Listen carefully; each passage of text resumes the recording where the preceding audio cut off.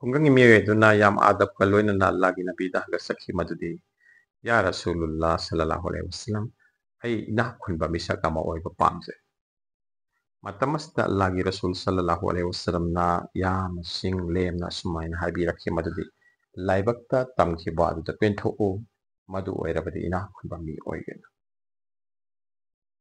Lagi Nabi sallallahu alaihi wasallam na haibiriba asiga aikoina ngasi inak khunbagi haliba ata asiga diyam khenai. ꯑꯩꯈꯣꯏꯅ ꯍꯟꯖꯔꯤꯕ ꯏꯅꯥꯛ ꯈꯨꯟꯕꯒꯤ ꯑꯥꯔꯊ ꯑꯁꯤꯗꯤ ꯄꯣꯠꯁꯥꯛꯀꯤ ꯗꯨꯅꯤꯌꯥ physiological ꯅꯤꯗ ꯑꯁꯤ ꯔꯣꯇꯤ ꯃꯀꯥꯟ ꯀꯐꯥ ꯑꯁꯤ ꯉꯝꯈꯩꯗꯅ ꯑꯩꯈꯣꯏꯅ ꯃꯄꯨ ꯑꯣꯏꯕ ꯐꯪꯕ ꯑꯗꯨꯅꯤ ꯂꯦꯝ ꯄꯥꯕ ꯑꯗꯨꯁꯨ ꯅꯠꯇꯦ ꯑꯩꯅ ꯄꯥꯝꯂꯤꯕ ꯃꯈꯩ ꯐꯪꯕ ꯑꯗꯨꯅꯤ ꯑꯩꯒꯤ ꯃꯥꯡꯗ ꯂꯩꯈꯤꯕ ꯑꯗꯨꯒꯨꯝꯕ ꯁꯦꯟꯖꯥꯎ ꯄꯥꯏꯕ ꯃꯥꯜꯗꯥꯔꯁꯤꯡ ꯑꯗꯨꯒ ꯂꯝꯕꯥ ꯇꯧꯕ ꯑꯗꯨꯅꯤ ꯅꯠꯇ꯭ꯔꯒ ꯃꯈꯣꯏꯗꯒꯤ ꯍꯦꯟꯕ ꯑꯗꯨꯅꯤ तसेंगना हारबदा ngमखैदबा हाइबदुता मियोबगी अपामसे चली हाइरिबा ngमखैदबा अपामसिगी मखा पोनगिरबा मियोबना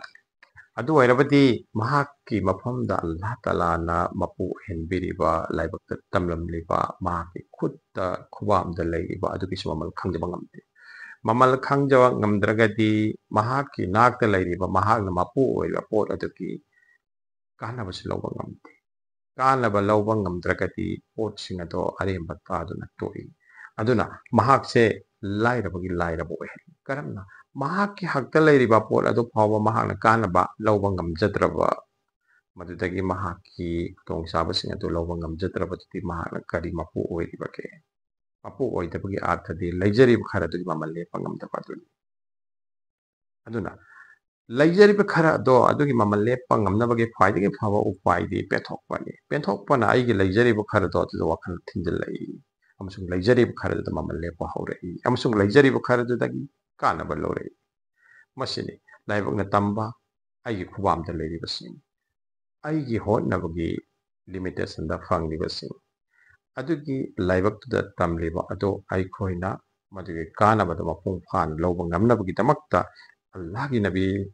मोहम्मद मुस्तफा सल्लल्लाहु अलैहि वसल्लम ना पुनमक्ता हाइबिरमी मदुदी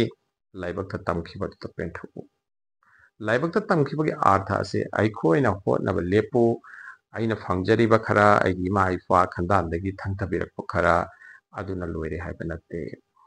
आइगी पॉजिबल दा आइगी निंग तंबना आइगी होनजबना आइगी लैजरिबा टैलेंट ना आइगी एथिक ना जायजुबा तरीका दा मपुओइबा ngमनबा होनबा अमसुंग ngमलैबसिंग अदो आइगी लाइबकता तंबनी लाइबकता तमखरबा हाइबगी मिंगदा आइखोइना आइखोइगी हक्ता लैबसिंग अदो फावबा मपुओइबा फंगजद्रबदी मदु लाइबकता तमखिबदुगी अर्थ नत्ते परमालमदी यंगबियु आइगी हिंगोना थैबोंग पांबी अम हौरे मदु मफम मतम चाना मदु हेक्सिल हौद्रबदा मदु किएंदुना लैमाइदा तादुना काइखिगनी अमसुंग मांखिगनी नत्रगनो मुनमनबदगी हमुन फारकपदगी मदु हेक हौद्रबदी उपान हाइबदी उसियक वयासिंग साथोक्तुना मांखिगनी असिगा चप मानना लैनुंगदा तारिबा वाई हाइबदी मंगरा थैबोंग नत्रगा हा नत्रगा पान नत्रगा यांगंग नत्रगा सिंग नत्रगा लैनुंगदा की फांगवा पोथोकसिंग असे आइखोइ हिंगोननुंगदा हौरबसु तारबसु लैरबसु मदु आइखोइना मफम मतम सादना नत्रगा मफम मतम साना लौथोक हौद्रबदी तांथोक हौद्रबदी मदु अरेंबदा तागनी अदुगुंबा लैनुंगदा लैखिबा आइखोइना खंगदबा उदबा सिंग अदुसु आइखोइगी लाइबकनी मदु लौथोक चनबगी उपाय मदुगे ग्यालौसिंग पांगल आइखोइगी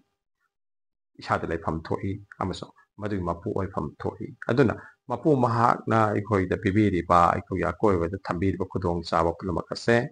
जायज तरीकादा फांगबा याबा पुलमकसे आइखोइगी लाइबकता चल्ली लाइबक थीबदी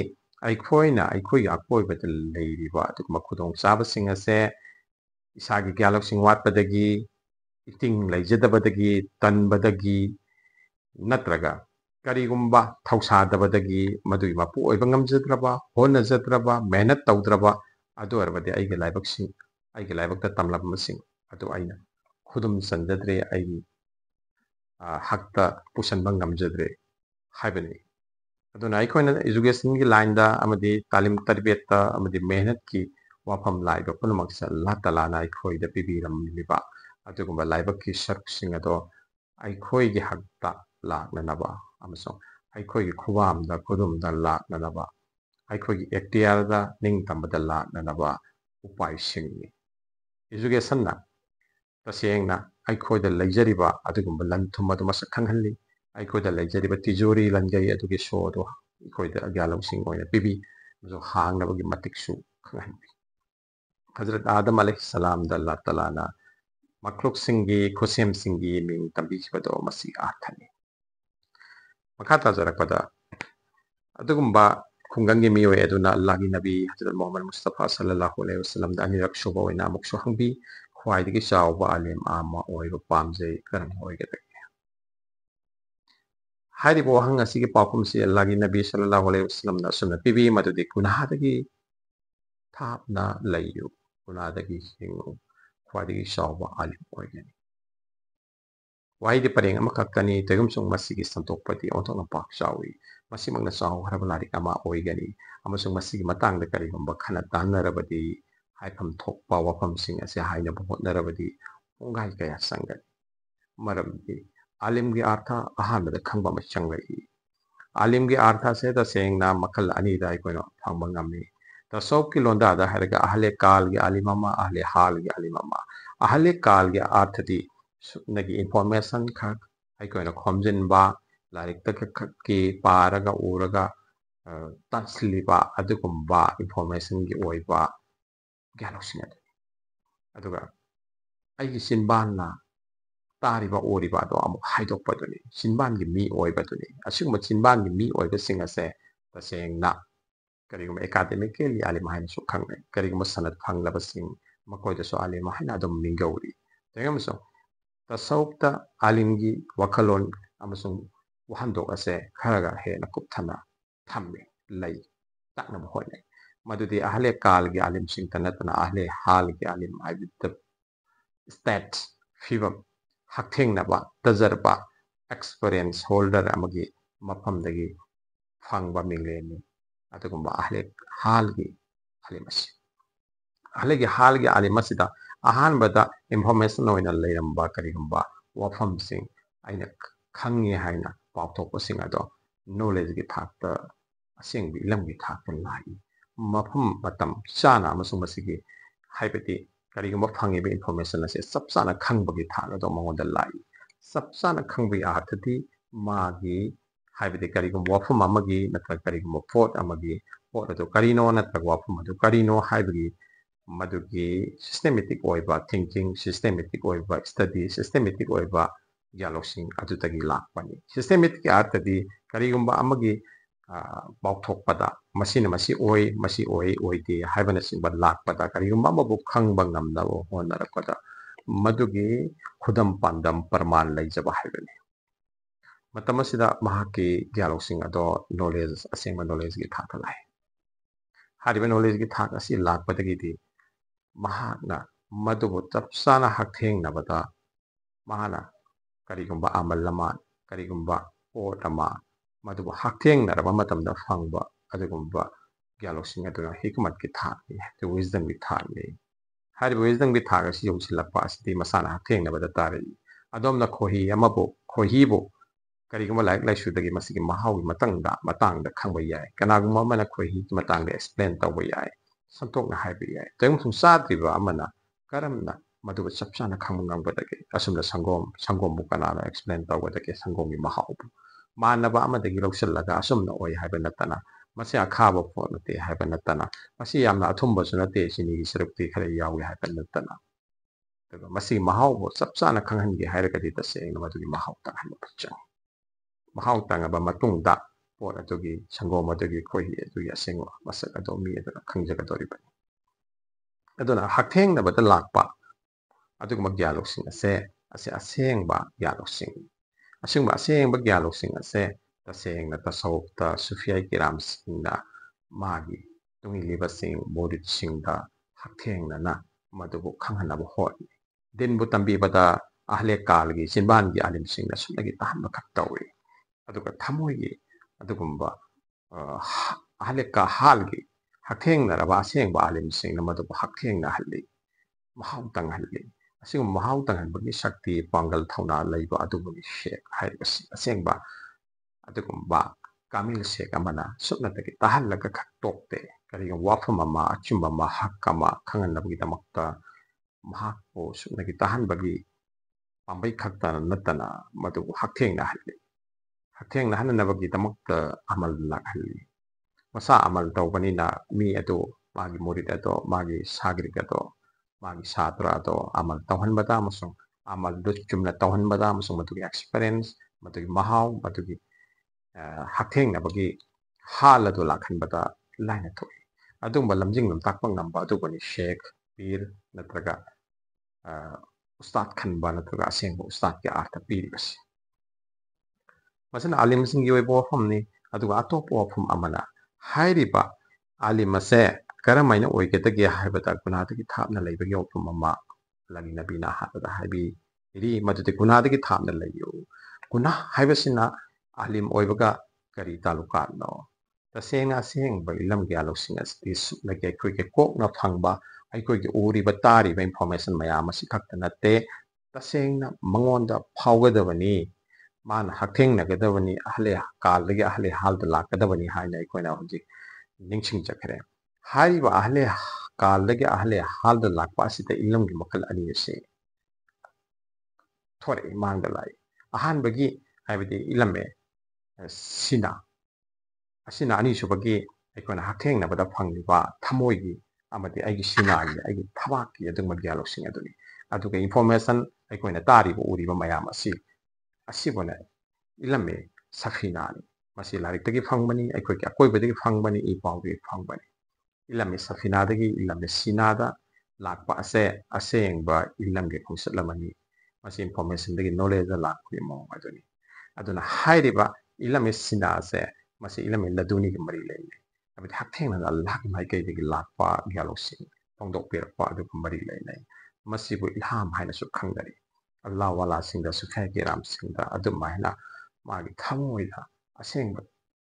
kalbatuda magi thamoida hangdok pirpa adu asengba gyalosing hakki oiba ase karamba matumda lakadabu haibabu Allah amasung bandagi marakta leiba pardasing phaglangsing amambasing duri arapasing ase mangkharba matamdani asi karamna mangkhikatage haiba aduni hauji Allah gi nabi Hazrat Muhammad Mustafa sallallahu alaihi wasallam haibiriba gunadagi laptan layo guna karino gunadi pardani gunadi Allah sumbandagi marakta lapthok haliba hangwaduni gunadi Allah bandagi marakta lairiba amambaduni asengba parda aduni tasengba tasawke suluki khongsatlase parda haidokpa hainasu khangnai parda haidokpagi arthadi gunadagi hingba hainasu khangnai parda haidokpa amsung gunadagi hingbagi arthadi Allah amsung bandagi marakta lapnariba ase mangan ba hainasu khangnai haibade kurba ilahi phangnabagi pambaini haijabani haire gunasing asidagi hingnaba mi ado mahaki masum oire masum oirabadi mahaki thamoi ado thong hangai thong hang pa thamoi gi thong hang bagi thakasi yorak babuni tasawki sulukki mehnat mayam ase thamoi gi thong hang ba muka safa asila aba kana amata Allah gi maikai dagi aseng magyalo sinado maha la phangmagame matamada asengba alimi sapham ahle kal dagi ahle hal la aba asengba alimi sapham ado lawrei amasung mahaki chindagi haidorakpado magi akoibada asaro erei hakta achumbada su lomdaba achumbata eternal truth lai eternal truth habado karino lomdaba achumba habado karino achumbaga kari khenabage conditional truth tagi eternal truth lai se karam hanano habase adugumba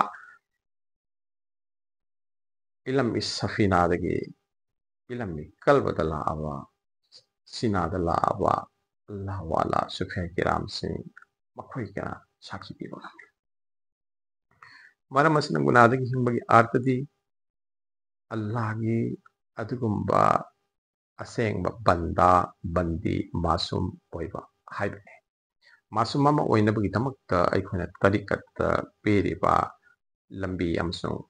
mehnat mayam ase supnatagi thamoigi thong hangnabani masum amagi mafamda thamoigi thong hangbase oithoi maramdi mahak mafamda Allah amsung bandag marakta leba phaklang duri amamba parda sing ado haidokre asina ꯈ꯭ꯋꯥꯏꯗꯒꯤ ꯃꯔꯨꯑꯣꯏꯕ ꯄꯣꯠꯇꯤ ꯒꯨꯅꯥꯗꯒꯤ ꯂꯥꯞꯅ ꯂꯩꯕ ꯍꯥꯏꯕ ꯑꯁꯤꯅꯤ ꯃꯁꯤꯅ ꯑꯁꯦꯡꯕ ꯃꯤꯑꯣꯏ ꯄꯣꯛ ꯑꯃꯕꯨ ꯏꯟꯁꯥꯟ ꯀꯥꯃꯤꯟ ꯃꯄꯨꯡ ꯐꯥꯕ ꯃꯤꯑꯣꯏꯕꯒꯤ ꯊꯥꯛꯇ ꯀꯥꯈꯠꯍꯜꯂꯤ ꯑꯃꯁꯨꯡ ꯑꯜꯂꯥꯍꯒꯤ ꯅꯕꯤ ꯍꯖꯔꯠ ꯃꯨꯍꯝꯃꯗ ꯃꯨꯁꯇꯐꯥ ꯁꯜꯂꯜꯂꯥꯍꯨ ꯑꯂꯩꯍꯤ ꯋꯁꯜꯂꯝꯒꯤ ꯄꯨꯟꯁꯤꯗ ꯃꯍꯥꯛꯀꯤ ꯇꯔꯤꯀꯥꯗ ꯆꯞ ꯆꯥꯅ ꯂꯥꯛꯄꯒꯤ ꯊꯥꯛꯗꯨ ꯂꯥꯛꯍꯜꯂꯤ ꯑꯍꯨꯝꯁꯨꯕꯗ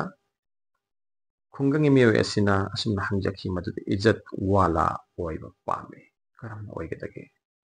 ꯃꯁꯤꯗ ꯑꯜꯂꯥꯍꯒꯤ ꯅꯕꯤ ꯍꯖꯔꯠ ꯃꯨꯍꯝꯃꯗ ꯃꯨꯁꯇꯐꯥ ꯁꯜꯂꯜꯂꯥꯍꯨ ꯑꯂꯩꯍꯤ ꯋꯁꯜꯂꯝ ꯌꯥꯝꯅ ꯆꯝꯕ ꯃꯤ ꯈꯨꯗꯤꯡꯃꯛꯅ ꯈꯪꯕ ꯌꯥꯕ ꯃꯑꯣꯡꯗ ꯄꯥꯎꯈꯨꯝꯁꯤ ꯄꯤꯕꯤꯔꯝꯃꯤ ꯑꯃꯁꯨꯡ ꯍꯥꯏꯔꯤꯕ ꯄꯥꯎꯈꯨꯝ ꯑꯁꯦ ꯃꯤꯆꯝꯅ ꯈꯪꯕꯒ ꯑꯗꯨꯒ ꯈꯔ ꯍꯦꯟꯅ ꯈꯟꯊꯕ ꯈꯪꯕꯟꯕ ꯃꯤꯁꯤꯡꯅ ꯈꯪꯕꯒ ꯈꯦꯠꯅꯕ ꯂꯥꯛꯀꯅꯤ ꯃꯗꯨꯗꯤ ꯑꯜꯂꯥꯍꯒꯤ ꯅꯕꯤ ꯍꯖꯔꯠ ꯃꯨꯍꯝꯃꯗ ꯃꯨꯁꯇꯐꯥ ꯁꯜꯂꯜꯂꯥꯍꯨ ꯑꯂꯩꯍꯤ ꯋꯁꯜꯂꯝꯅ ꯑꯆꯝꯕ ꯄꯥꯎꯈꯨꯝ ꯑꯁꯤ ꯄꯤꯕꯤꯈꯤ ꯃꯗꯨꯗꯤ ꯀꯅꯥꯒꯨꯝꯕꯒꯤ ꯃꯐꯝꯗ ꯈꯨꯠ ꯇꯤꯡꯊꯣꯛꯀꯅꯨ ꯏꯖꯠ ꯋꯥꯂꯥ ꯑꯣꯏꯒꯦ ꯈꯨꯠ ꯇꯤꯡꯊꯣꯛꯄ ꯑꯇꯣꯞꯄꯒꯤ ꯃꯐꯝꯗ ꯑꯥꯁꯥ ꯊꯝꯕ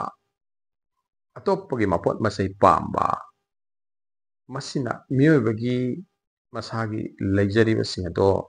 ꯑꯗꯨ ꯍꯦꯟꯒꯠꯍꯟꯕ ꯆꯥꯎꯈꯠꯍꯟꯕ ꯑꯗꯨꯒꯤ ꯃꯦꯍꯅꯠ ꯑꯗꯨ ꯀꯥꯎꯊꯣꯛꯑꯒ ꯑꯇꯣꯞꯄꯒꯤ ꯄꯣꯠꯇ ꯑꯇꯣꯞꯄꯒꯤ ꯃꯐꯝꯗ ꯋꯥꯈꯜ ꯊꯝꯕ ꯑꯁꯤꯅ ꯑꯇꯣꯞꯄꯒꯤ ꯄꯣꯠꯇ ꯃꯤꯍꯧꯕ ꯑꯁꯤꯅ ꯃꯍꯥꯛꯀꯤ ꯂꯩꯈꯥ ꯇꯥꯅꯕꯒꯤ ꯃꯔꯝ ꯑꯃ ꯑꯣꯏꯍꯜꯂꯛꯀꯅꯤ ꯁꯨꯕ ꯅꯣꯝꯕꯗ ꯃꯦꯍꯅꯠꯇ ꯑꯋꯥꯠꯄ ꯂꯥꯛꯀꯅꯤ ꯑꯃꯁꯨꯡ ꯃꯤꯒꯤ ꯄꯣꯠ ꯆꯩ ꯄꯥꯝꯕꯅ ꯃꯤꯉꯣꯟꯗ ꯅꯤꯕꯒꯤ ꯍꯩꯅꯕꯤ ꯂꯩꯕ ꯑꯁꯤꯅ ꯃꯍꯥꯛꯀꯤ ꯃꯤꯑꯣꯏꯕꯒꯤ ꯃꯤꯇꯤꯛꯇ ꯍꯟꯊꯔꯛꯀꯅꯤ ꯑꯁꯤꯅ ꯑꯜꯂꯥꯍꯒꯤ ꯅꯕꯤ ꯍꯖꯔꯠ ꯃꯨꯍꯝꯃꯗ ꯃꯨꯁꯇꯐꯥꯅ ꯌꯥꯝꯅ ꯆꯝꯅ ꯍꯥꯏꯕꯤꯔꯝꯃꯤ ꯃꯗꯨꯗꯤ ꯏꯖꯠ ꯋꯥꯂꯥ ꯑꯣꯏꯒꯦ ꯍꯥꯏꯔꯒꯗꯤ